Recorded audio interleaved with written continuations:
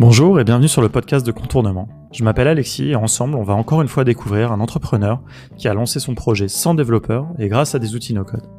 Dans cet épisode, vous allez découvrir comment Marco Perrone a mis en place toute une infrastructure basée sur Zapier et Airtable pour la société Capital PV qu'il a cofondée. Alors tout a commencé pour eux avec l'accompagnement du studio d'innovation Start the Fuck Up, qui les a mis aux outils no-code, et puis avec l'agence essentielle de notre ami Thomas Jeannot, que l'on mentionne régulièrement dans ce podcast, et qui était notre invité dans l'épisode 5 pour parler de Zapier. Alors je veux pas trop rentrer dans les détails dès maintenant, car Marco en parle très bien, mais vous allez voir que tout ce qu'ils ont fait est vraiment très avancé, et pourtant ça tient la route malgré la belle croissance de la société. Alors si vous pensiez que le no-code c'était pour faire des prototypes, je pense très sincèrement que vous allez changer d'avis après avoir écouté cet épisode. Allez, pas plus de suspense, on y va maintenant. Bonjour Marco, merci de prendre le temps de répondre à nos questions pour le podcast de Contournement sur le no-code. Alors c'est Thomas Jeannot qui nous a mis en relation, parce qu'apparemment tu fais plein de choses passionnantes avec ta société, et vous utilisez beaucoup des outils comme Zapier et Airtable. Alors Thomas était intervenu dans ce podcast dans l'épisode 5 qui était consacré à Zapier, dont il est un des experts français, et puis on a eu l'occasion plein de fois d'échanger avec lui, de travailler avec lui. Et donc quand il m'a dit qu'il fallait absolument qu'on se parle, j'ai été très curieux d'en savoir plus sur ce que vous faites. Donc on n'a pas eu l'occasion encore de beaucoup parler, donc voilà, on s'est dit autant enregistrer le podcast directement et puis découvrir tout ça. Donc j'ai vraiment hâte que tu nous en dises plus. Mais avant de rentrer dans les détails vraiment de votre activité, de ton usage du no-code, est-ce que tu peux un petit peu te présenter ?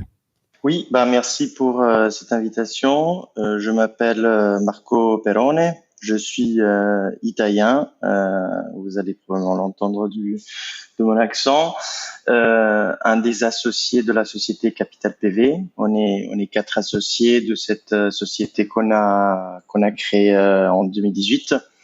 Les autres associés il y en a 2 qui sont français, Axel de Pontbriand et Grégoire Papillon, et un autre associé allemand, mais qui vit notamment à Paris en France depuis des années, qui s'appelle Sébastien Moïsous. On a commencé cette activité en 2018, on a lancé cette activité parce qu'on est tous des experts dans le domaine du photovoltaïque.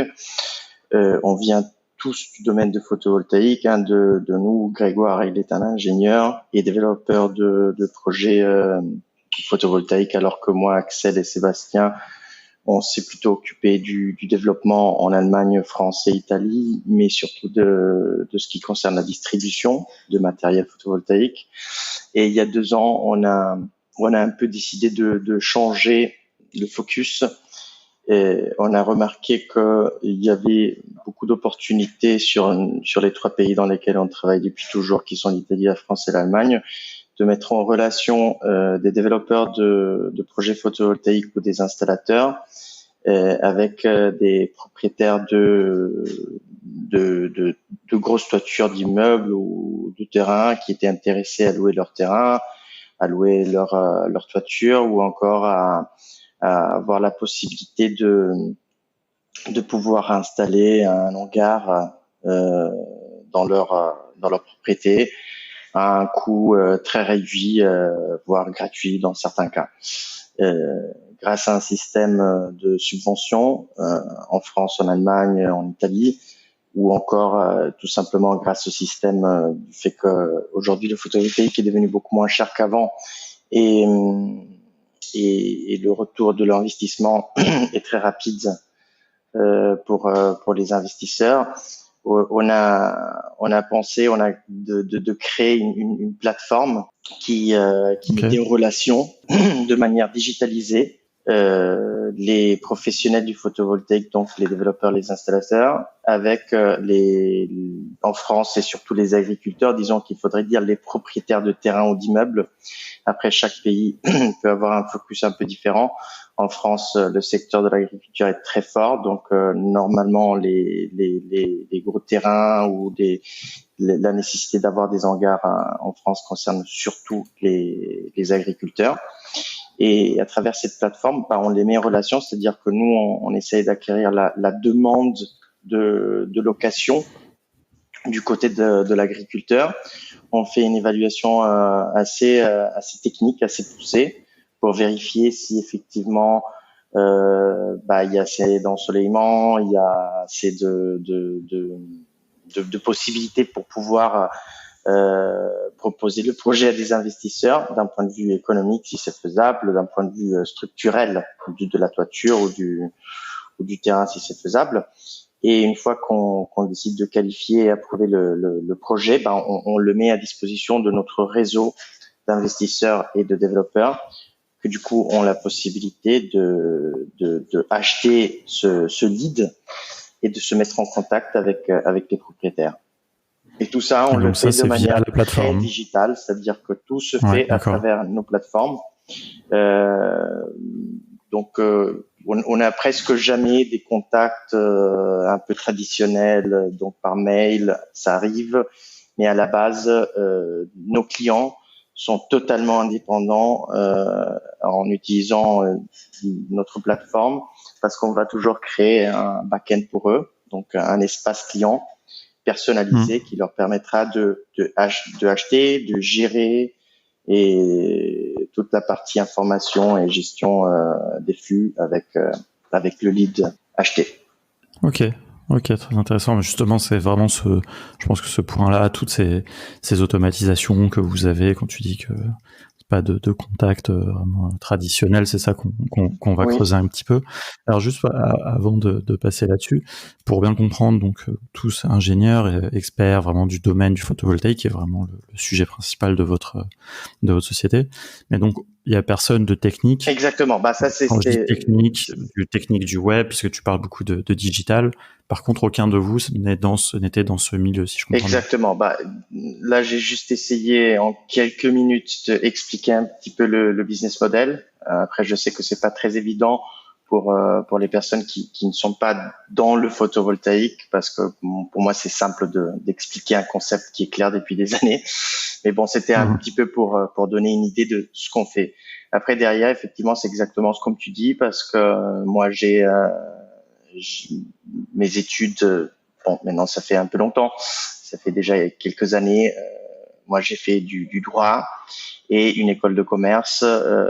Même chose pour deux des associés qui sont Axel, et Sébastien. Le seul ingénieur est Grégoire. Il est un ingénieur, mais aucun de nous quatre a un background informatique, IT. On s'est approché un petit peu à l'e-commerce il y a 4 ans, lorsqu'on avait commencé à avoir la possibilité de pouvoir distribuer du matériel de manière digitale, mais on avait juste un petit peu tâté qu'est-ce que ça pouvait donner. Et il y a 2 ans, on a commencé, je dirais vraiment from scratch, c'est-à-dire sans aucun outil. Donc on s'est un peu approché à ce monde, on a un peu compris, notamment avec, je l'avais déjà mentionné dans des autres discours avec des amis et comme ça. Nous on a commencé avec Startup Cap, qui après nous a présenté Thomas, donc Essentiel. Startup Cap a été la première boîte qui nous a un petit peu aidé à comprendre quels étaient les outils possibles. Donc, on a commencé avec Startup Cap avec Airtable et Zapier, par exemple, et ils nous ont expliqué comment on pouvait utiliser des outils sans avoir forcément des vraies connaissances IT. Après, il fallait bien évidemment bosser, apprendre. Il fallait que on s'y mette. C'était pas aussi évident du premier mois. Et après la première phase d'accompagnement avec Startup Cap, au bout de 6 mois, ils nous ont présenté Thomas, Essentiel, et depuis on a continué à travailler ensemble parce qu'Essentiel pour nous c'est très important, parce que ça nous permet un petit peu aussi d'un point de vue stratégique de décider, comprendre quels sont les outils qu'on pourrait développer dans les prochaines phases, et aussi nous aider pour toute la partie un tout petit peu plus technique pour laquelle on a besoin de support, au moins pour comprendre comment le développer. Mais le mécanisme est toujours le même. depuis le début, on a utilisé Airtable, qui est encore aujourd'hui notre base de données. Derrière Airtable, on a développé tous les autres outils d'automatisation qui sont Zapier, qui nous permet de relier tous les autres applications qu'on utilise comme Mailjet pour les mails, Twilio pour les SMS. Là, on est en train de développer une solution avec WhatsApp Business, toujours pour une automatisation de WhatsApp au lieu que SMS. Dernièrement, on a aussi commencé à un petit peu utiliser Retool, qui nous permet de créer des formulaires très intéressants qui mettent à jour en temps réel nos données, notre base de données sur Airtable. On utilise aussi des autres applications de calendrier en ligne qui permettent de booker des espaces, des chronos avec nous pour pouvoir parler avec des experts pour leur projet. Donc on essaye un peu d'utiliser pas mal d'applications existantes pour lesquelles il faut souvent payer un petit forfait mensuel pour avoir toutes les fonctionnalités premium qui sont dans notre cas essentielles. Et après derrière, grâce surtout à Zapier, mais dernièrement Retool a montré d'avoir aussi beaucoup de potentiel.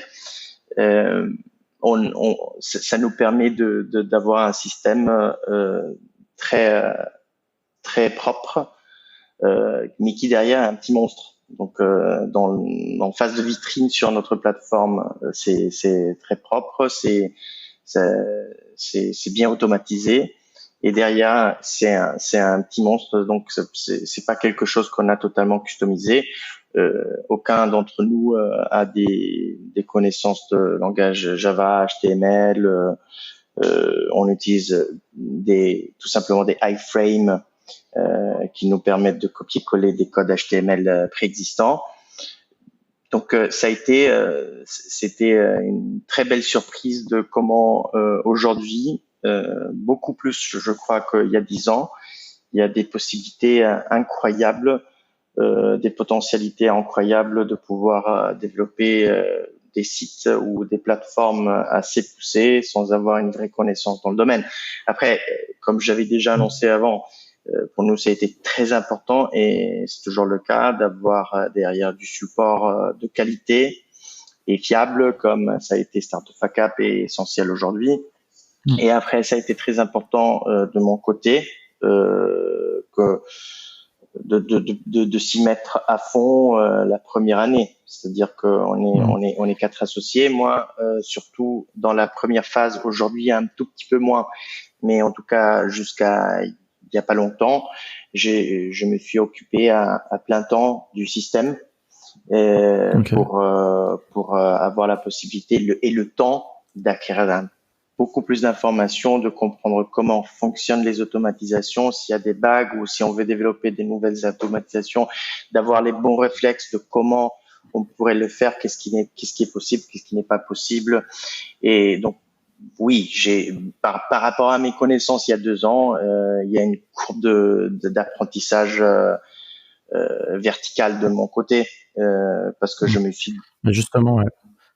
J'aimerais bien revenir sur ces 2 points. Le premier, c'est un petit peu l'accompagnement que tu as eu par Start2Fuck Up d'abord, puis Essentiel, et puis après sur ce côté auto-formation, etc., qui vont un peu ensemble.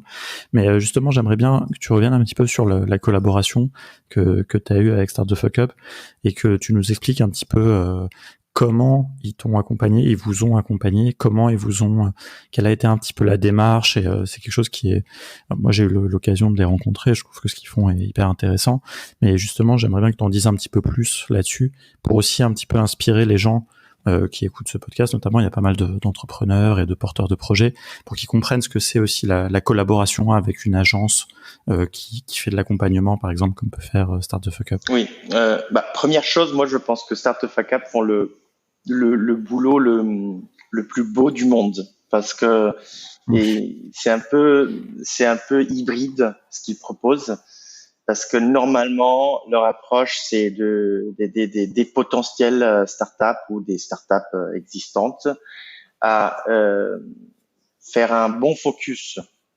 sur quel est leur business model, leur mission et qu'est-ce qu'ils recherchent, qu'est-ce qu'ils veulent faire. Et après, derrière, ils utilisent leurs connaissances informatiques pour réfléchir comment, d'un point de vue digital, on peut y réussir. Donc, il y a le côté un peu plus école de commerce, économique, business, et le côté IT. Ouais. Je pense avec nous, vu que on est 4 associés qui ne sont plus des vrais jeunes parce on a tous plus que 30 ans aujourd'hui. Donc, on n'était pas à notre première expérience d'entrepreneur. Ce côté business avec Startup ACAP a été beaucoup plus simple, je pense, plutôt que d'autres cas dans lesquels effectivement c'était la même chose pour nous, hein, il y a longtemps. Lorsqu'on a 25-26 ans, on est moins structuré, on est un peu plus dans une moins de recul et d'expérience. Exactement. Donc de ce côté-là, je pense Startup ACAP pour eux, ça a été plus simple. Par contre, côté IT, c'était des deux côtés, c'était très intéressant. Ils nous ont quand même aidé à faire une claire recherche de marché par rapport à qui étaient nos potentiels concurrents, comment on aurait pu développer le site d'un point de vue layout, vitrine, mais aussi d'un point de vue système derrière.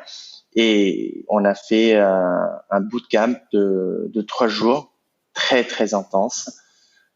Et dans 3 jours, finalement, on a créé en 3 jours le premier site et la première base de données avec toute la structure. Donc, ils ont pris toutes nos idées et ils les ont.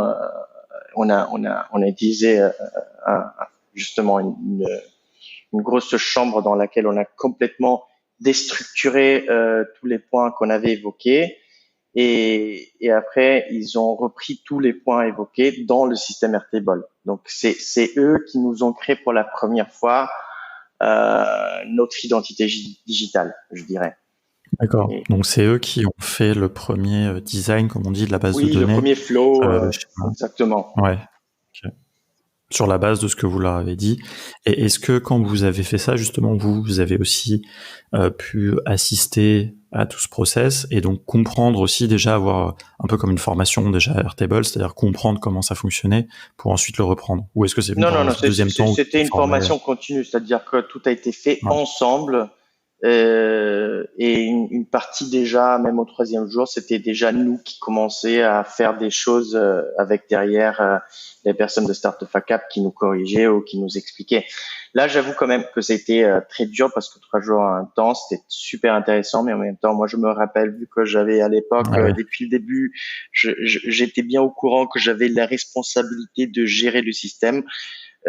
Moi, après les 3 jours, j'ai dit, les gars, je vais pas y arriver, hein. C'est impossible. Je comprends rien du tout. C'est-à-dire, oui, j'avais compris un peu l'idée de comment Zapier marchait, quelles étaient les possibilités, mais après finalement, l'idée de pouvoir créer un Zap moi-même ou justement créer des automatisations potentiellement avec Medjet ou d'autres applications, j'étais sûr et certain que c'était hors de question que je puisse le faire tout seul. Après, derrière, c'était... Mais qu'est-ce qui a fait le déclic, justement? C'est quand tu as mis les mains dedans, peut-être, ou... Quand primo, je pense, c'est aussi une question de caractère. Il faut aussi accepter il y a toujours un moment de rejet, mais après, on dit non, il faut absolument que j'y arrive. Donc, il faut quand même avoir la volonté, le courage de dire, je vais pas m'arrêter à la première difficulté. Et après, la confiance aussi qui nous a donné Startup ACAP, parce que ils nous ont quand même fait comprendre que c'était le message était ne vous en quittez pas. C'est normal que vous ne comprenez rien du tout aujourd'hui, mais je vous assure que c'est assez simple. Donc il faut pas avoir peur. Et surtout après les 3 jours, pendant les premiers 2 mois, j'avais un contact, je dirais pas quotidien, mais presque, avec quelqu'un de l'équipe de Startup ACAP qui me donnait un peu de formation continue. Et l'idée, c'était justement, on avance. Ils nous ont laissé extrait après les 3 jours, disons que la vitrine, elle était prête. Il y avait quelques automatisations qui avaient été finalisées. mais il y avait encore beaucoup de tâches encore à compléter. Donc l'idée c'était pour eux, maintenant c'est à vous de le faire. Et presque, je dirais presque comme des professeurs au lycée, bah, ils me donnaient des tâches hebdomadaires en disant, bah, Marco, est-ce que tu l'as fini? Il faut que cette automatisation soit finie Ok. cette semaine. Et après la semaine, on Intéressant. discutait justement de comment ça s'était passé. Ils m'aidaient à la compléter si j'avais pas pu la compléter. Mais il y a eu des moments dans lesquels ils ont été même un peu durs. Mais je pense que c'était bien, c'était important. Ok. Comme des Eh oui, professeurs aussi, exactement, il tout faut à des fait. fois un petit peu. Mais là, je pense que ce qui est intéressant aussi, enfin là, ce que tu décris est hyper intéressant. Et je pense qu'un des intérêts aussi, c'est quand même que avec ce travail préliminaire qu'ils ont fait, ils vous ont lancé sur des bonnes bases, quoi. C'est-à-dire qu'ils ont mis en place des choses Oui. où ils vous ont évité peut-être aussi des écueils. Et puis après, vous avez par-dessus, enfin comme tu disais, tu t'es formé, t'as appris, t'as fait des tâches sous leur guidage, Absolument. sous leur supervision, on va dire. Et encore plus, même si tu te trompais à ce moment-là, au moins le point de départ était bon. Et puis c'est après le. Je pense que ça c'est aussi une bonne manière de faire, quoi. C'est une très bonne manière de faire et l'idée c'était quand Startup Acap commence à travailler avec une startup, ils veulent toujours comprendre le modèle, la mission, mais aussi quel est le business qu'on veut faire pas seulement dans le moyen terme, mais aussi dans le long terme, parce qu'ils essayent un peu de réfléchir après.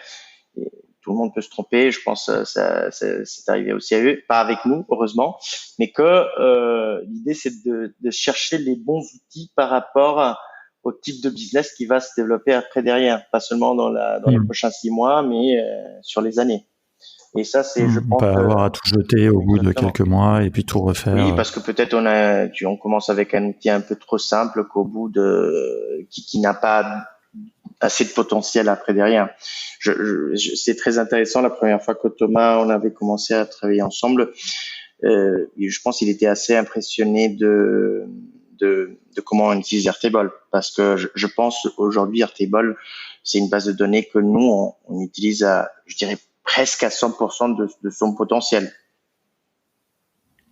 Ok, ouais, non, effectivement, c'est ce qu'il avait eu l'air aussi de mentionner quand on avait parlé, qu'il m'avait parlé de vous. C'est ce qu'il me disait, ouais. Et justement, alors comment...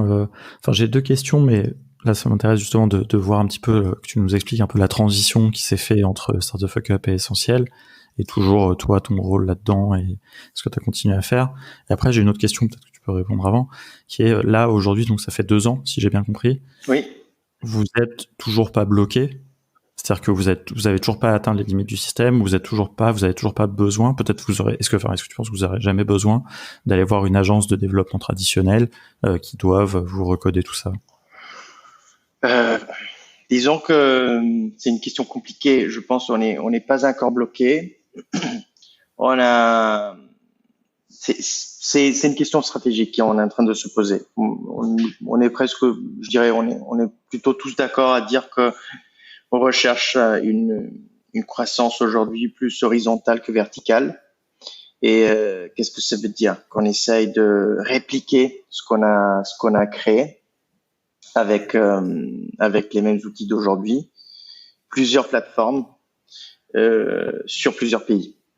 Et ça, pour nous, c'est une croissance horizontale qui nous permet un petit peu aujourd'hui d'utiliser ce qu'on a pris dans les dernières 2 ans sans devoir faire du développement continu et très poussé.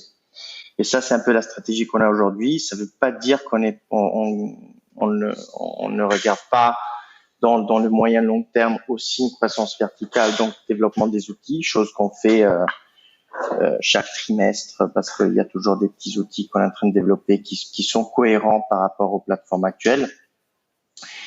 Je sais pas si potentiellement c'est possible qu'on va atteindre les limites, mais si on va atteindre les limites, on va toujours essayer de trouver des solutions avec le même esprit.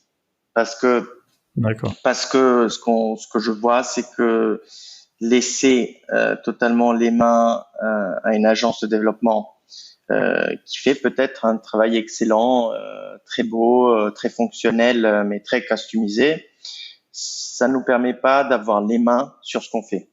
Et Bien sûr, la réactivité, d'adapter en fonction de votre business et des nouvelles idées que vous pourriez avoir. Enfin, forcément, une agence, n'importe même la plus agile de la Terre, il y a toujours une inertie inhérente au fonctionnement, à la gestion de projet, au planning. Et derrière, c'est aussi de la consultance. Donc, c'est un peu compliqué de pouvoir gérer un budget de ce genre. En plus, ouais. Et ça peut être vite dangereux pour le bien de la boîte. Nous, on est très contents de ce modèle. Donc, il faut qu'on va toujours, pour moi aussi, dans le sens de mon rôle, je vais toujours rester un peu responsable de toute la partie système et gestion, automatisation. Et même si aujourd'hui, on travaille de plus en plus avec Thomas ou d'autres experts, moi, j'essaye toujours de me prendre le temps, pas seulement de dire, je voudrais avoir telle application, mais plutôt de dire, je voudrais avoir telle application. Malheureusement, j'ai pas le temps de la faire moi-même. Et si je sais pas la faire, après que l'application a été créée et fonctionne bien, moi, je voudrais avoir la possibilité de savoir, apprendre, comprendre comment a été faite cette application. Il faut toujours que j'ai la possibilité de savoir ce qui se passe. Autrement, ça risque de devenir dangereux parce qu'on ne maîtrise plus sa propre plateforme et son propre business. Bien sûr. Et alors justement, cette collaboration avec Thomas, comment est-ce qu'elle a démarré et pourquoi vous avez eu besoin à un moment de passer justement à une expertise encore plus poussée? Avec Thomas, on a commencé assez rapidement parce que la vocation de Startup ACAP n'était pas de garder une collaboration continue. Leur vocation, c'est justement de s'approcher à des startups existantes ou en cours d'existence et de les aider, de les accompagner dans les premiers mois de développement de leur business. Après, ils sont beaucoup moins présents et moins intéressés à faire le suivi. Et pour nous, c'était quand même très important parce que, bien évidemment, au bout de 3 à 4 mois, j'avais appris beaucoup de choses, mais j'étais pas complètement indépendant. Et Startup ACAP nous a présenté Thomas et on a commencé tout de suite à travailler ensemble au début pour de la simple, disons, maintenance du support quand il y avait des bugs ou il y avait des problématiques par rapport à Zapier, de comment pouvoir les résoudre très rapidement et nous accompagner sur ça au début.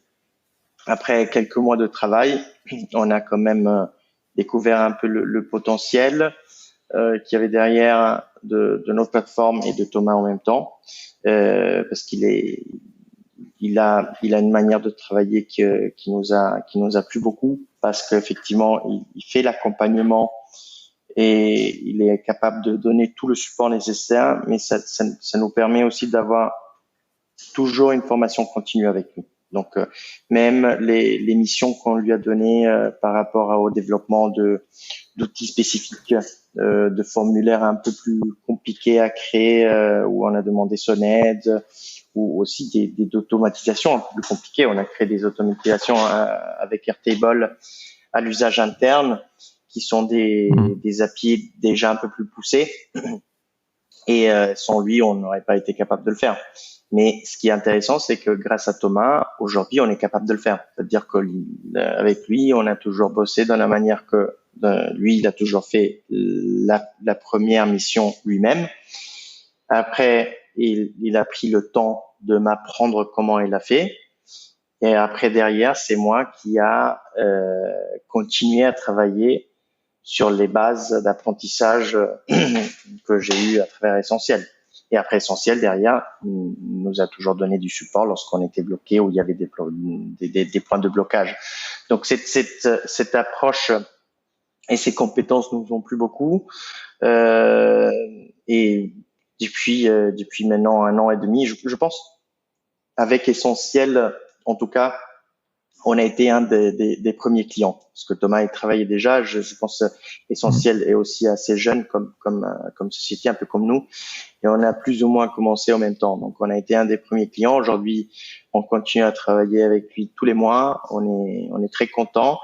Et aujourd'hui, on a commencé il y a 2 ans avec une plateforme en France. Aujourd'hui, on a au total 3 plateformes en France, 4 plateformes en Allemagne, 2 plateformes en Italie, beaucoup de flow sur Airtable parce que c'est des bases de données différents, et il y a beaucoup d'automatisation et Est-ce que tu pourrais nous illustrer, par exemple, un petit peu, alors j'imagine qu'il y a plein de choses, hein, mais pour voilà, un petit peu faire un exemple un petit peu de flow, d'une séquence, de, je sais pas, enfin, Donc, voilà, pour donner un petit peu une illustration de vraiment comment vous utilisez ces outils.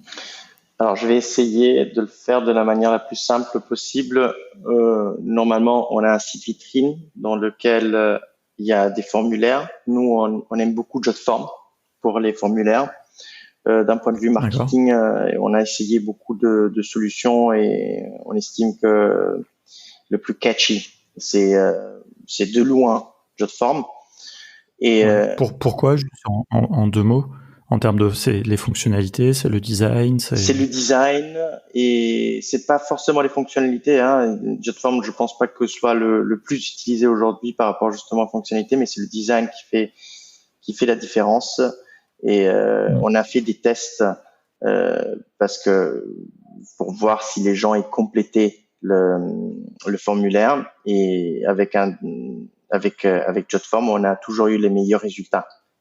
Et parce qu'après, il y a Ok, toujours le, le, mais le fameux tunnel, le conversion killer. Donc, il y a toujours quelqu'un qui bien commence le sûr. formulaire, mais il faut absolument qu'il arrive jusqu'au bout. Et Ouais, non, mais Jotform, je trouve que c'est un outil qui est vachement sous-estimé. C'est Noam, avec qui on travaille également, qui est un expert Airtable aussi, qui nous en parlait. Et c'est vrai qu'il y a plein aussi de fonctionnalités dans Jotform qui n'existent pas dans Typeform, par exemple, qui est un peu voilà, l'outil le Typeform est plus un peu connu. le standard que nous, on a aussi essayé d'utiliser parce que justement, Typeform a quelques fonctionnalités de plus, il faut dire. C'est tout à fait vrai. Hmm. Mais ça a été un désastre d'un point de vue de conversion killer dans le tunnel du Ok. formulaire. Hein, c'est un bon retour d'expérience. Ouais.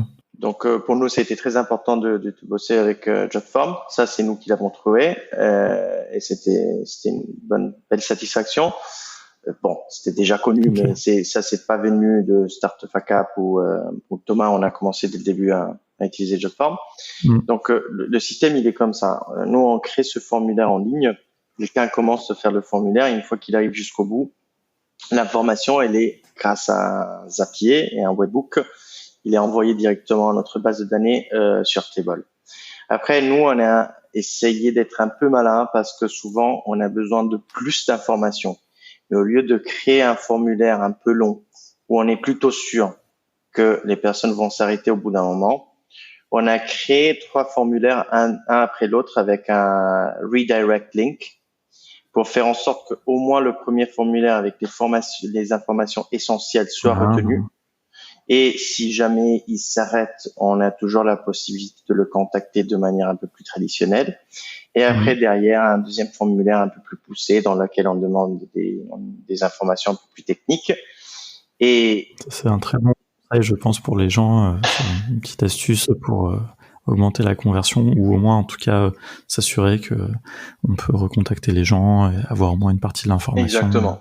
Mais il faut que Ah, ça ouais. reste quand même un peu équilibré parce que derrière, il faut pas non plus avoir une base de données incroyable avec des personnes qui ne sont pas vraiment intéressées. Parce que derrière, il faut quand Bien même sûr. Ouais. un peu de motivation. Donc, Si le premier formulaire fait 3 questions, puis le deuxième en fait oui, 50, et puis un troisième oui, encore qui en fait 20, ça va sentir un petit peu, les gens vont sentir aussi qu'il y a quelque chose un petit peu suspect, quoi. exactement. Donc, on essaie toujours de rester équilibré, mais c'est un bon moyen de réussir à avoir une bonne lead generation dans notre table de données. Donc, les informations après sont retenues sur Airtable.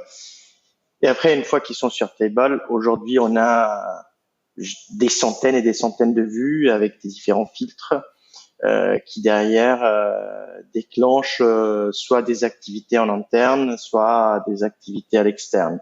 Quand je parle des activités, c'est tout simplement des notifications, des mails, souvent avec Mailjet, pour demander à quelqu'un de notre équipe de faire quelque chose, parce qu'il y a un certain filtre qui est dans cette vue de Airtable et qui fait que ça veut dire qu'il y a quelqu'un qui doit faire quelque chose activement. Donc ça on utilise pour une communication interne, mais aussi pour une communication externe, parce que derrière, chaque fois que le projet il évolue dans notre base de données Airtable, c'est-à-dire il est en phase de qualification, il est approuvé, soit on a des questions, on a essayé de automatiser totalement, on a essayé d'automatiser totalement le flow. Donc aujourd'hui, par exemple, même lorsqu'on pose une question à des agriculteurs, parce que peut-être qu'il y a quelques informations qui manquent. Dans une boîte traditionnelle, qu'est-ce qu'on ferait? On écrirait tout simplement un mail à la personne pour leur poser la question de l'information qui manque. Nous, on utilise Airtable, c'est-à-dire qu'on fait un Kanban et on a une colonne pour le mail. Donc, on fait dans cette colonne d'Airtable, d'abord, on écrit le texte qu'on voudrait envoyer à l'agriculteur, au client. Et après, on déplace le projet avec un Kanban dans une autre phase qui est, par exemple, le mail envoyé.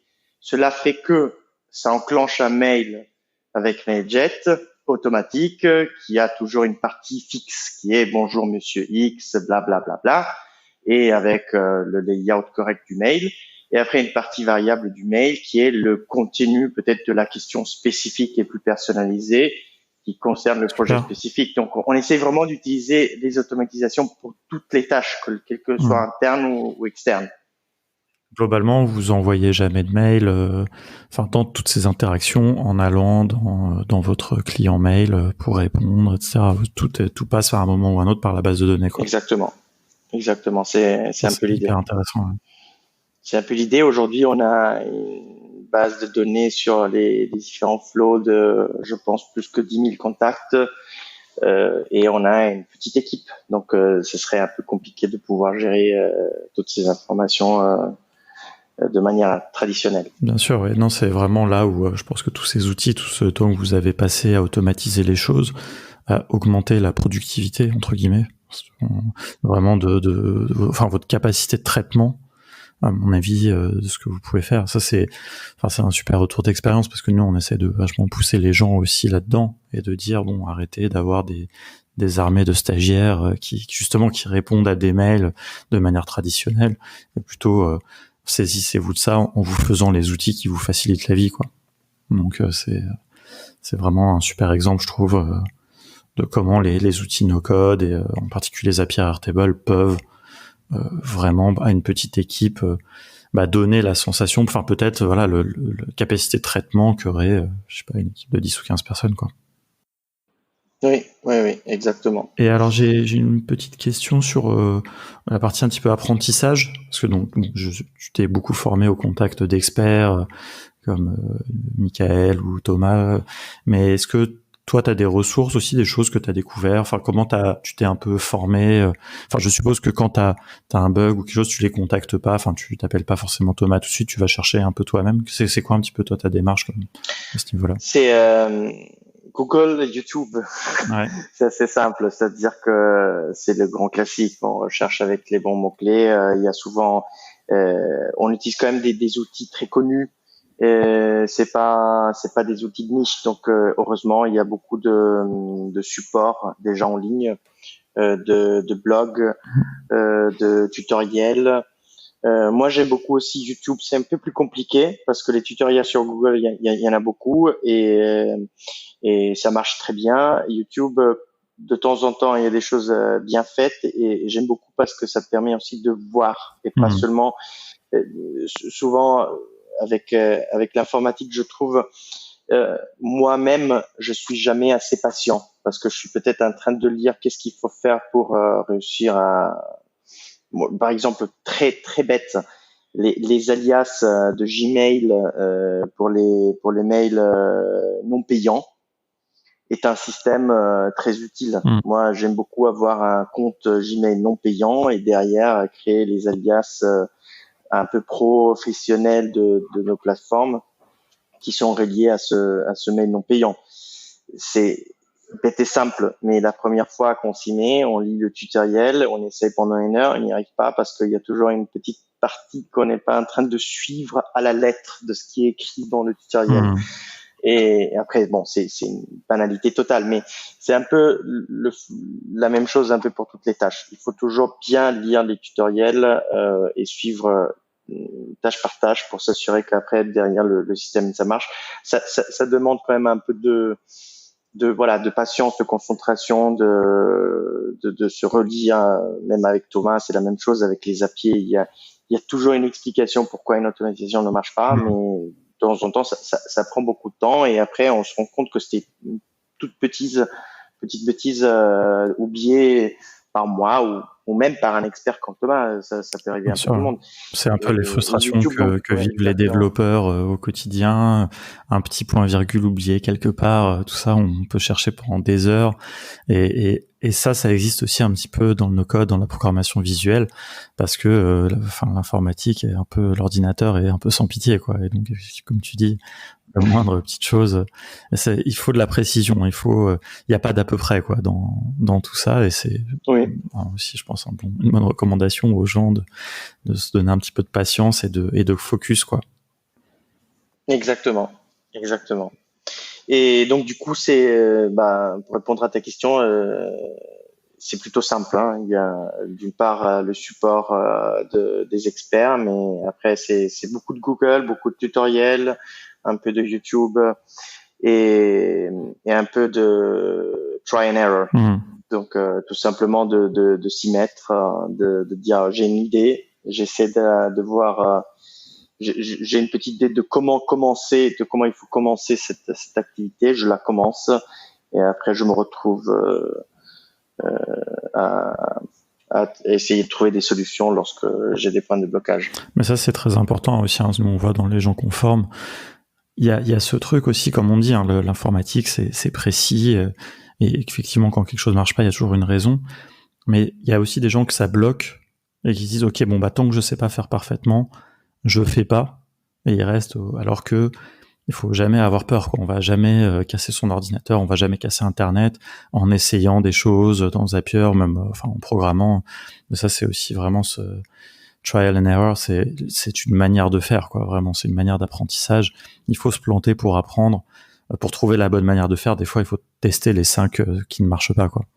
Après, c'est là où la formation aide à gagner ce temps, un petit peu comme on disait tout à l'heure avec Start the Fuck Up qui vous ont mis en place là des bases, mais ça n'a pas empêché derrière que tu as itéré, tu as essayé des choses pour bien comprendre comment ça fonctionnait, quoi. Et ça, je trouve, c'est vraiment un point de blocage énorme psychologique pour beaucoup de personnes, et je le vois bien notamment pour mes associés qui sont des personnes quand même. C'est pas seulement parce que c'est mes associés, mais c'est vraiment des personnes très intelligentes qui ont beaucoup d'idées géniales. Mais dans ce domaine, il y a un point de blocage psychologique incroyable. Pour eux, c'est bien sûr, il y a beaucoup impossible de s'y mettre. Ils veulent pas s'y mettre. Et de temps en temps, ça me rend dingue que lorsqu'il y a un petit bug, une petite problématique, nous, évidemment, on a une chat avec Telegram directement avec Thomas et toute notre équipe d'associés pour pouvoir communiquer avec lui s'il y a des urgences. Et de temps en temps, ça arrive qu'il y a un petit blocage, un petit bug, et il y a un de mes associés qui écrit Thomas, est-ce que s'il te plaît, si tu peux regarder ça, je comprends pas pourquoi ça marche pas. Et moi, je m'engueule pour ce genre de message parce que avant de demander à un expert, il faut quand même que tu te prennes la peine de regarder. Peut-être c'est un truc stupide, banal, et surtout un expert ne peut pas résoudre ton problème s'il ne comprend pas d'où ça vient. Donc de toute manière, il faut toujours faire l'effort et l'exercice de essayer de trouver la source de l'erreur. Et après derrière, si on est incapable de le résoudre, l'expert t'aidera. Mais en plus, sans ça, c'est du temps perdu pour tout le monde. Si tu as réussi à trouver, en plus tu auras appris quelque chose. Ça, c'est quand même aussi l'intérêt de un peu débugger soi-même. Et en plus, ce qui est très dur, effectivement, quand on reporte un bug à un expert, on va dire, c'est que les gens ne savent pas. Il faut donner tout le contexte, il faut donner beaucoup d'informations, en fait, même pour trouver un petit bug. Et ça, c'est quelque chose de très dur. Enfin, moi, j'ai géré une agence web pendant longtemps et les gens nous contactaient, nous disaient ça marche pas. Et puis c'est tout, quoi. Et donc en fait, juste ça marche pas, ça suffit pas. Il faut dire qu'est-ce qui marche pas, pourquoi, dans quel contexte, avec quelles entrées dans le formulaire, avec quelle sortie, enfin, quel est le bug, peut-être faire un screencast. Après, bon, ça dépend des bugs, hein, évidemment, mais et donc en fait, ce travail de donner le bon contexte pour que l'expert puisse facilement trouver la réponse, il peut prendre du temps. Et donc, en fait, des fois, il vaut mieux aller voir soi-même, essayer de résoudre, et ça va peut-être aller plus vite que de faire un bon rapport de bug, j'ai envie de dire, à un expert qui, si le rapport de bug est bien fait, peut-être il trouvera la solution très vite, mais on va peut-être trouver soi-même, quoi. Oui, oui. Écoute, tout ça a été très passionnant, comme ça revient un peu sur la fin du podcast. Alors j'ai quelques questions un petit peu plus générales. Là, c'est super, tu nous as vraiment bien décrit tout ce que vous faites. Déjà, j'avais une première question un peu, est-ce qu'il y a d'autres outils no-code que tu n'aurais pas mentionné, enfin tu en as cité pas mal, mais éventuellement que vous utilisez en dehors pour des choses un peu plus spécifiques, ou je sais pas. Je pense ce qui est moi j'aimerais bien parler peut-être de Retool, tout simplement parce que c'est quelque chose de nouveau et c'est intéressant parce que ça revient un petit peu à ta question est-ce qu'aujourd'hui on est atteint un point de blocage avec certains outils comme par exemple Airtable, qui est très intéressant, mais il y a beaucoup de limites par rapport à la communication avec l'externe, parce que Airtable a un peu cette limite d'avoir un système de formulaire très basique et pas très beau. Ouais. Et derrière, si on veut partager, changer, mettre à jour des informations, soit on est obligé à partager toute la base de données, ce que ne peut pas évidemment imaginer avec des externes. Mais en même temps, le système déjà de mise à jour de colonnes ou d'informations existantes est toujours un peu compliqué. On peut toujours s'y mettre avec des API en créant des doublons, des tables. C'est pas beau, c'est pas propre, c'est pas bien. Et Retool, on a commencé à utiliser avec Thomas, et c'est très intéressant parce que ça permet de créer des blocs, des formulaires, En fait, ça vous permet de créer, je suppose, c'est un outil que je connais pas très bien, c'est Thomas d'ailleurs qui me l'a fait découvrir, mais ça vous permet de créer des interfaces graphiques pour gérer vos données. Est-ce que c'est ça, quelque chose qui serait plus fin que l'interface d'Airtable? Okay. C'est un peu un tunnel. Aujourd'hui, par exemple, on a créé un synoptique de qualification. C'est un peu un guide, un suivi pour chaque projet, pour les personnes aujourd'hui en interne qui travaillent chez nous, lorsqu'ils appellent l'agriculteur pour lui demander des informations qui manquent et qui font donc qui posent beaucoup de questions techniques. Donc, à travers ce synoptique, il y a un suivi des questions à poser, et par rapport à la réponse, les questions d'après vont être conditionnées. C'est-à-dire que derrière, il y aura potentiellement des points de blocage automatisés ou des réponses pré-remplies. Et ça, c'est très intéressant parce que grâce à Retool, on a cette interface qui nous permet d'extrapoler les données existantes d'une ligne spécifique d'Airtable et de la pouvoir modifier en temps réel sans avoir accès à toute la base de données d'Airtable. Aujourd'hui, on la teste en interne avec nos employés qui de toute manière ont accès à la base de données complète. Mais si ça marche, ça nous permettrait potentiellement, si on a une masse de travail trop importante, de pouvoir potentiellement aussi externaliser une partie de ce travail momentanément ou même pendant plus longtemps.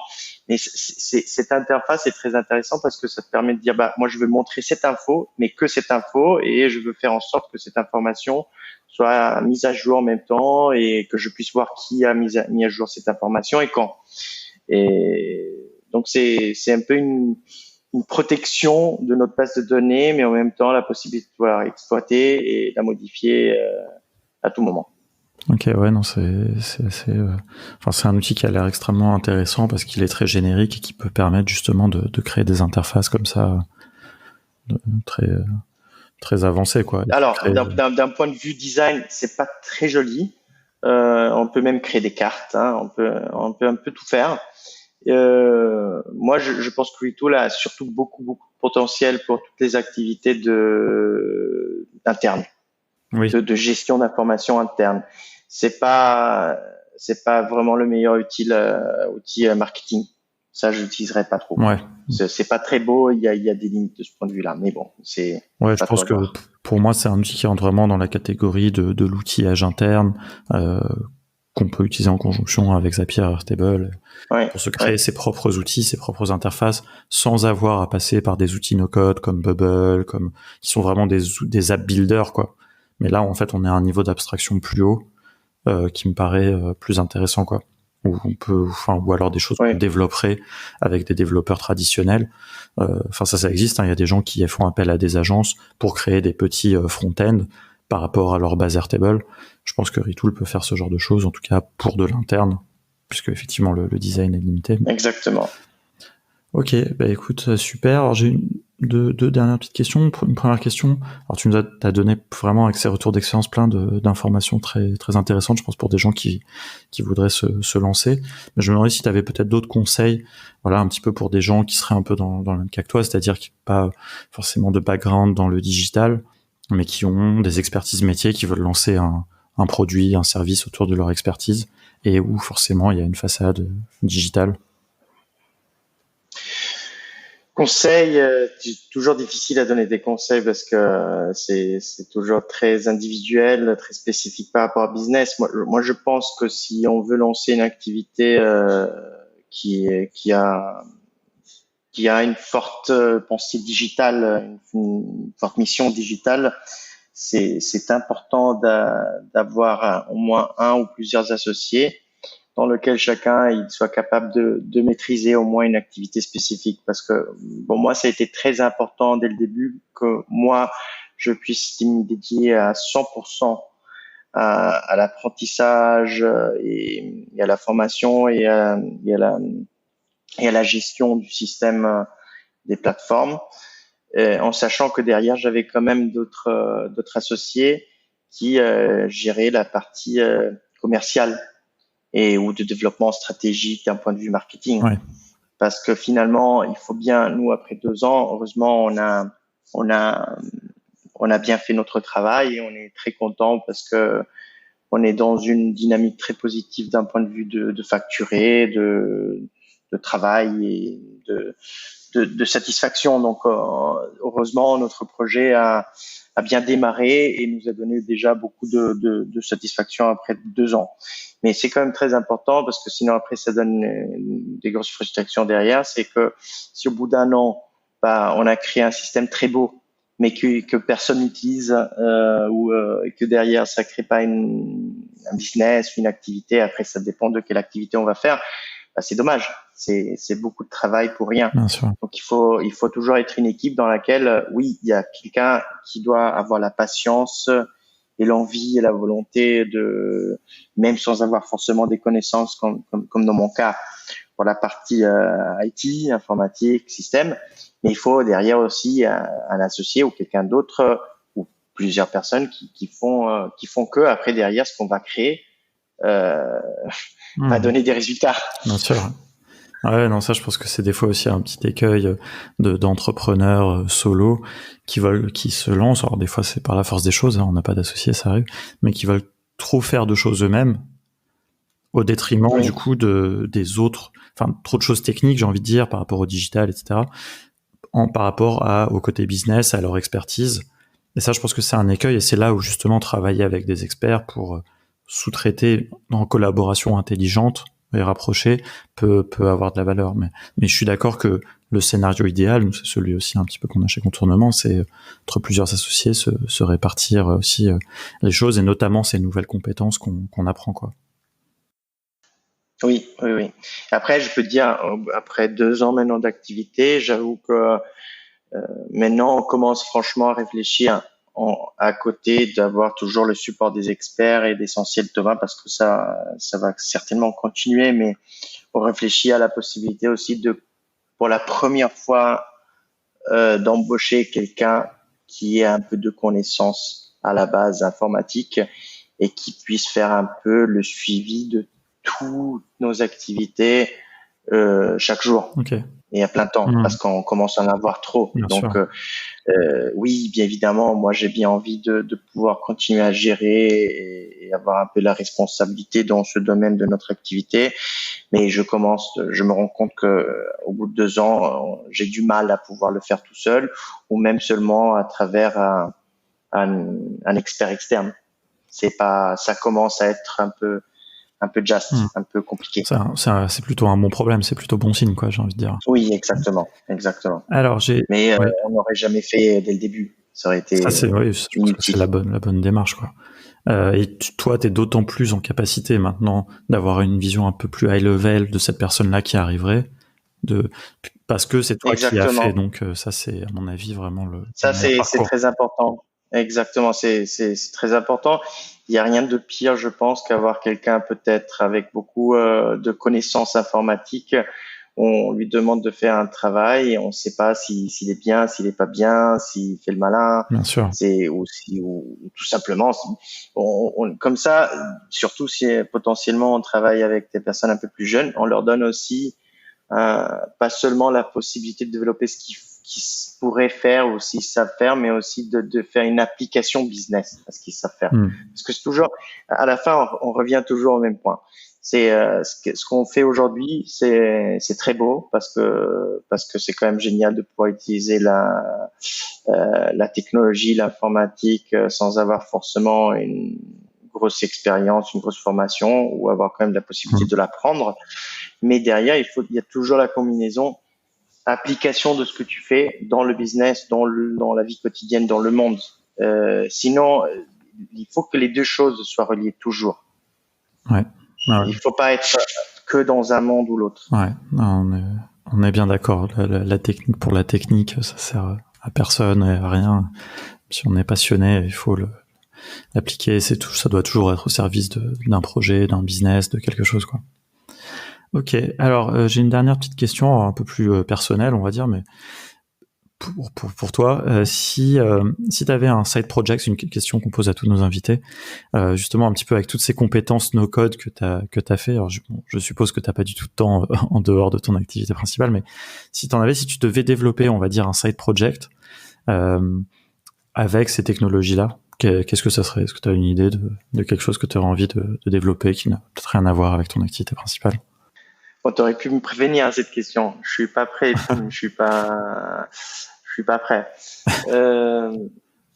J'ai du mal en ce moment à donner une réponse parce qu'on a tellement de projets reliés à notre activité aujourd'hui que j'ai presque pas le temps d'y réfléchir à des nouvelles applications. Oui, bon, peut-être c'est un peu technique, mais bien évidemment à travers toutes ces connaissances qu'on a acquis avec Airtable, c'est surtout Airtable où je vois beaucoup de potentiel. Aujourd'hui, on commence à faire aussi du développement de projets photovoltaïques purs, mais même dans le domaine justement développement de projets, ça revient un peu à toutes les études project management, avec toutes les études qui vont dans le sens du Gantt, des flowcharts et tout ça. Là, je vois des applications très intéressantes Airtable parce que ça permet c'est très intéressant de pouvoir imaginer des applications pour des boîtes de petite moyenne taille qui travaillent peut-être sur une base de données Airtable en combinaison pas seulement avec des mails mais aussi avec Trello, un autre outil qu'on n'a pas mentionné mais que je trouve très intéressant et avec la possibilité de pouvoir gérer chaque tâche, chaque activité, ajouter des documents, des pièces jointes, des commentaires. Je pense c'est un potentiel énorme Airtable en combinaison avec Trello ou d'autres applications, la possibilité de pouvoir vraiment créer des systèmes